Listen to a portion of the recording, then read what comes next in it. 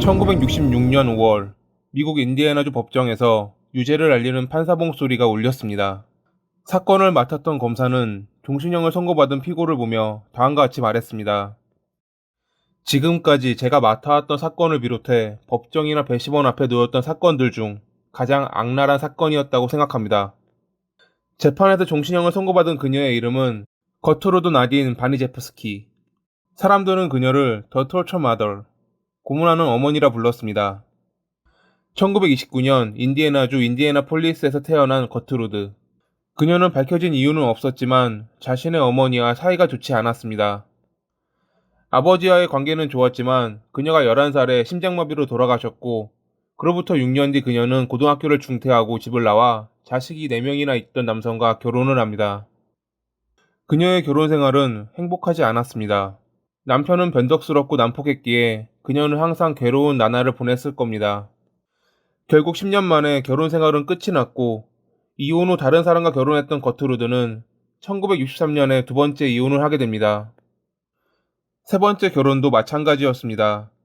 결국 세 번의 이혼 끝에 그녀에게 남은 것은 7명의 아이들과 히스테리뿐이었습니다. 그녀가 살던 집은 월세 $55, 2020년 가치 기준 대략 55만원. 내지 못할 만큼 큰 금액은 아니었지만 직업이 없는 그녀에게는 부담스러운 금액이었습니다. 양육비로는 한계가 있었기에 그녀는 이웃집 청소나 바느질을 해주며 생계를 이어나갔고, 히스테리는 갈수록 심해져 167cm인 그녀가 45kg이 나갈 정도로 말라갑니다. 그녀가 받던 양육비는 일주일에 $20. 초기에는 정확한 날짜에 지급되던 양육비가 점차 하루 이틀 밀리기 시작하자 고통받는 것은 아이들이었습니다. 아이들 중 실비아와 제니는 위탁을 받은 아이였습니다. 그렇기에 실비아는 거트루드의 히스테리를 온몸으로 받아야 했죠. 사소한 잘못을 해도 실비아와 제니는 의자에 앉지 못한 상태로 음식을 먹거나 지하실에 갇혀야 했고, 그중 실비아는 유난히 많은 괴롭힘을 당했습니다. 막내가 사용한 기저귀를 빤 물을 컵에 담아 실비아에게 들이밀며 "오늘 네가 마실 물은 이것뿐이야" 라고 말하는 것은 그녀가 받은 괴롭힘 중 가장 약한 정도에 속했습니다.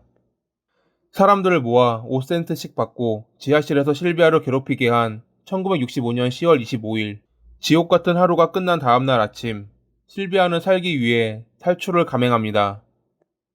하지만 병약했던 그녀는 담장을 넘어보지도 못한 채 붙잡혔고 다시 지옥으로 끌려갔습니다. 그때 실비아는 모든 힘을 소진했을 겁니다. 희망까지 사라져버린 그녀는 결국 지하실 바닥에 쓰러진 채 더 이상 움직이지 않았습니다. 거트루드는 경찰을 불러 실비아가 평소에 나쁜 무리랑 어울렸으며 집을 떠났다가 돌아왔을 때 이러한 상태였다 거짓말을 했습니다. 그러면서 경찰에게 건네준 편지에는 실비아의 필체로 집이 싫어 떠난다는 내용이 담겨 있었다고 합니다. 물론 사전에 거트루드가 실비아에게 억지로 쓰게 했던 편지였죠. 자신이 집에 돌아왔을 때 실비아는 이미 죽어가고 있었고 응급처치를 했지만 결국 사망했다 말하는 그녀의 거짓말을 그때 당시 경찰은 눈치채지 못했습니다. 하지만 밖에 혼자 있던 경찰에게 몰래 접근한 아이가 속삭입니다. "저를 여기서 꺼내주시면 모든 사실을 말해드릴게요." 결국 모든 것이 드러나며 거트루드는 자신을 도와주던 애인과 함께 체포됐고, 그녀의 애인은 자신들이 저지른 범죄에 대해 자백했습니다. 실비아를 검시한 검시관은 그녀의 몸에 남은 상처는 순간이 아닌 오랜 시간 반복되어 온 상처라며 거트루드가 과거 저지른 학대를 증명했습니다. 거트루드의 변호사는 그녀가 정신에 이상이 있다는 것을 강조하기 위해 다음과 같이 말했습니다. "그녀는 살인자인 것은 확실합니다. 그녀가 저지른 것은 여러분들이 동물에게도 하지 않을 타락한 행위입니다. 그러니 그녀는 미친 것이 분명합니다. 혹여 그녀가 제정신이라 생각되신다면 전기의자에 앉히십시오." 1966년 5월 24일, 결국 거트루드는 종신형을 선고받았고, 그녀를 도왔던 애인을 비롯해 다른 3명은 징역형을 선고받습니다. 그녀의 형이 확정되던 날, 어머니라 불러야 했던 악마에게 해방된 아이들은 서로를 껴안으며 눈물을 흘렸다고 합니다.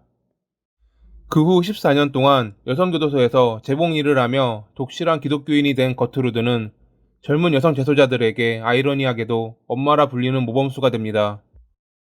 시간은 흘러 거트루드의 가석방을 논하는 가석방위원회가 열릴 당시 제니는 반대를 했지만 1985년 12월 4일 모범수였던 그녀는 가석방됩니다. 거트루드는 1990년 6월 16일 폐암으로 사망하기 전까지 아이오와주에서 조용한 삶을 살았다고 합니다.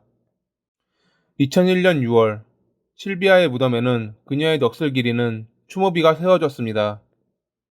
오늘도 봐주셔서 감사합니다.